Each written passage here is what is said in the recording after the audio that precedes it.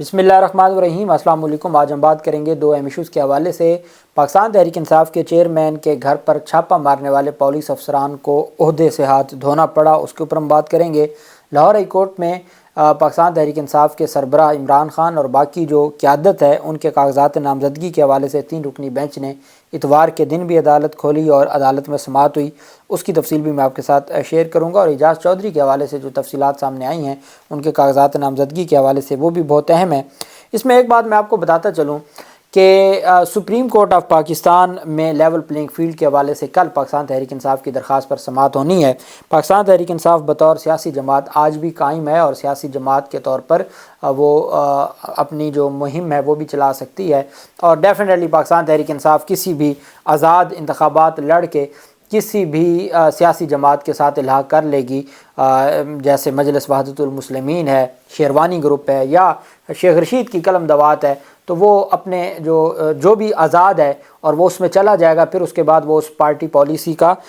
ہر صورت اس کو پابند رہنا ہوگا۔ تو پاکستان تحریک انصاف کے پاس آپشنز ہیں، وہ حکومت میں نہ بھی جائیں تو تگڑے طریقے سے اپوزیشن کرنے کے اس کی صورتحال ہوگی۔ چونکہ پاکستان تحریک انصاف کو 25% سیٹوں سے محروم کر دیا گیا ہے جو ریزرو کوٹا ہے، جو مخصوص نشستیں ہیں، اور اس بنیاد پر پاکستان تحریک انصاف کے لیے مسائل ضرور ہیں، لیکن الٹیمیٹ یہ چیزیں عدالتوں میں جائیں گی، اور پاکستان تحریک انصاف کو جب بڑے پیمانے پر پاکستان تحریک انصاف سیٹیں جیتے گی تو مخصوص نشستیں آتی ہیں سیٹوں کے حساب سے، تو پاکستان تحریک انصاف جب ایک سیاسی جماعت میں اپنے لوگوں کو لے آئے گی اور پھر اس طریقے سے وہ مینیج کر سکتی ہے۔ الیکشن کمیشن نے آج ایک خط لکھا ہے آئی جی خیبر پختونخوا کو، اور ان سے کہا ہے کہ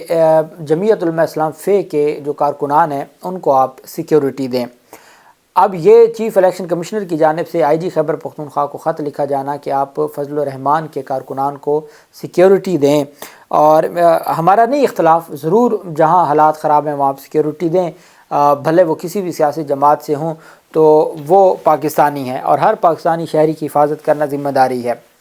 یہ بات نہیں کہہ رہے کہ ایسا نہیں ہونا چاہیے، ضرور ہونا چاہیے، اور اللہ سب کی حفاظت کرے۔ اصل بات یہ ہے کہ پاکستان تحریک انصاف شیر افضل مروت نے کراچی میں ایک ریلی کا اعلان کیا، وہ وہاں پر گئے اور آپ نے دھاوا بول دیا، اور پولیس نے پوری کوشش کی پاکستان تحریک انصاف کی اس ریلی یا ورکرز کنونشن کو رکوانے کی، اور ہزاروں پولیس والے آپ نے گھیراؤ کیا، کریک ڈاؤن ہوئے، کارکنان کو گرفتار کیا گیا۔ اب کوئی بتائے کہ ایک سیاسی جماعت کے کارکنان کو سیکیورٹی کے لیے پولیس کو حکم جاری کرتے ہیں چیف الیکشن کمشنر، کیا کبھی آپ نے پولیس کو یہ بھی کہا ہے کہ پی ٹی آئی کے خلاف کارروائیاں بند کر دیں؟ اب تو انتخابات میں بھی بہت تھوڑے دن رہ گئے ہیں، اب تو خدا کا خوف کریں اور عوام کو آپ کو ریلیف دے دیں۔ قاضی فضیلہ صاحب کل لیول پلینگ فیلڈ کے سنیں گے، ان کو نظر نہیں آتا، ان کا یہ جو آنکھیں بند کر کے بیٹھنا ہے، یہ بہت بڑی الیکشن کمیشن کے حوالے سے اور ان معاملات میں بہت بڑی سہولت کاری تھی۔ اب مزید انہوں نے جو اپنے آپ کو سامنے لائے ہیں یہ فیصلہ دے کے، تو پھر تو چیزیں بالکل بے نقاب ہو گئیں۔ حالانکہ اس سے بڑی کیا سہولت کاری ہو سکتی ہے کہ ملک میں کاغذات نامزدگی نہ جمع ہونے دیے جائیں، ان کو گرفتار کیا جائے، 3 MPO میں گرفتار کیا جائے، جو ریٹرننگ افسران 3 MPO کے نوٹیفیکیشن جاری کر رہے ہیں وہی ریٹرننگ افسر بن کے امپائر آپ ان کو لگا دیں۔ آپ نے سارا کچھ کیا اور پھر بھی اگلے راضی نہیں ہوئے، اور پھر آپ کو ایسا فیصلہ دینا پڑا کہ اسد طور اور متی اللہ جان جیسے لوگوں کو، حامد میر جیسے لوگوں کو، ریما عمر جیسی آپ کے سپورٹرز کو بھی آپ کے خلاف کھڑا ہونا پڑا اور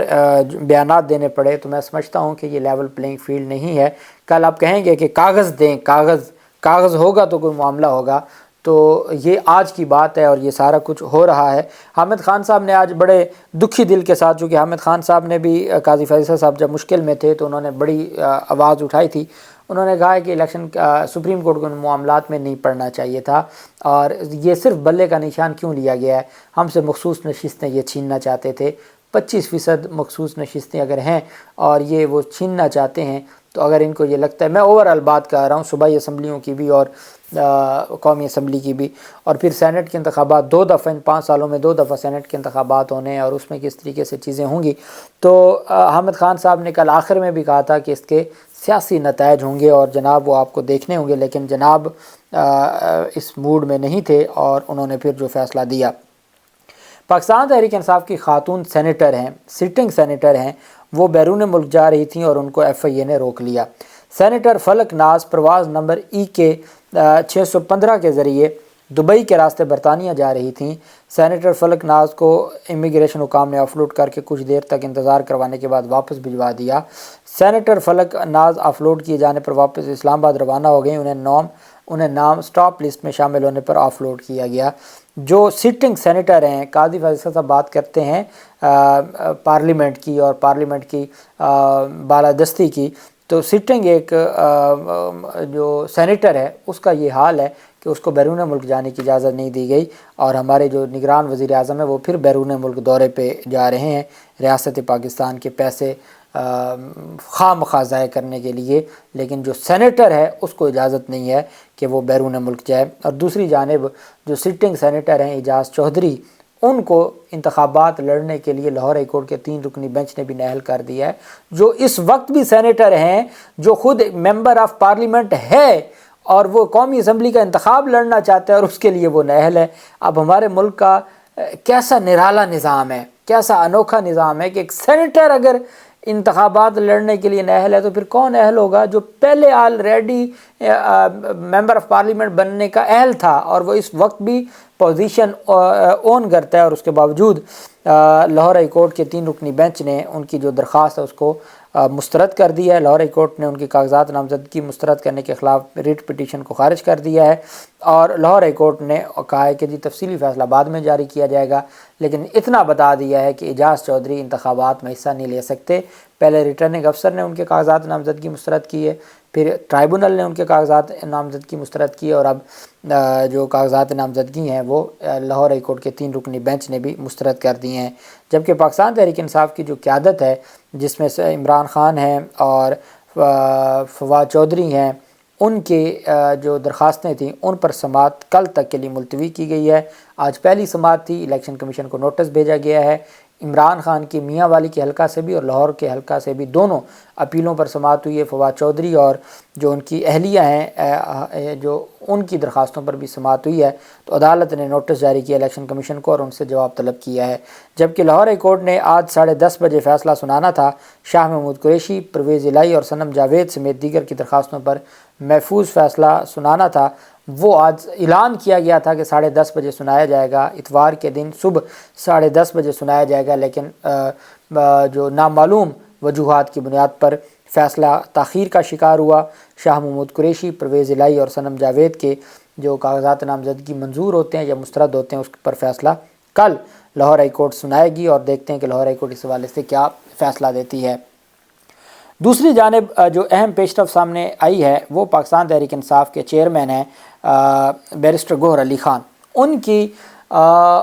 کے گھر پر چھاپہ مار کارروائی کی گئی تھی اور ان کے بیٹے کو، ان کے بھتیجے کو اور ان کی اہلیہ کو تشدد کا نشانہ بنایا گیا تھا، اور پولیس کی جانب سے پہلے کہا گیا تھا کہ کسی اشتہاری کو ڈھونڈنا تھا، پھر آئی جی نے کہا جی کسی گلی میں کسی اشتہاری کو ڈھونڈنا تھا، تو وہ غلطی سے بیرسٹر گوہر علی خان کے گھر آ گئے، اور چیف جسٹس قاضی فیصل صاحب کی عدالت میں وہ کھڑے تھے۔ انہوں نے قاضی فیصل صاحب کو بتایا، پھر وہ گھر گئے، گھر سے واپس آئے، جب انہوں نے کہانی شروع کی تو آواز میوٹ کر دی گئی، اور پوری دنیا جو لائیو دیکھ رہی تھی ان کو پتہ چل گیا کہ سپریم کورٹ آف پاکستان میں بھی سینسرشپ ہے۔ جب وہاں بولنے کی آزادی نہیں ہے، وہاں بنیادی انسانی حقوق مکمل نہیں دیے جا رہے، تو وہ پورے ملک میں کیا تحفظ دیں گے، اور وہ پورے ملک میں ان چیزوں کی کیسے ریلیف دیں گے۔ آئی جی پیش ہوئے، آئی جی نے کہانی سنا دی، آئی جی نے کہا جی ہاں جی گئے ہیں لیکن ہمیں نہیں پتہ، اور جو پولیس والے اس میں انوالو ہوں گے ان کے خلاف کارروائی کی جائے گی۔ اب بیسیکلی تو وہ بھلے وہ ڈار کا جو پاکستان تحریک انصاف نظریاتی کے ڈار تھے، ان کا کوئی معاملہ تھا اختر ڈار کا کہ کیا ان سے کیا گیا معاہدہ لینے گئے، کیا اختر ڈار کا جو معاہدہ ہوا تھا وہ بیرسٹر گوہر علی خان کے گھر پہ ہوا تھا، اور وہ جو سی سی ٹی وی فوٹیج ہے وہ لینے گئے تھے، کوئی اور ڈیٹا تھا چونکہ کمپیوٹر بھی انہوں نے وہاں سے اٹھایا اور باقی سامان دستاویزات بھی اٹھائیں، جس کا بیرسٹر گوہر علی خان نے سپریم کورٹ آف پاکستان میں ذکر بھی کیا۔ بہرحال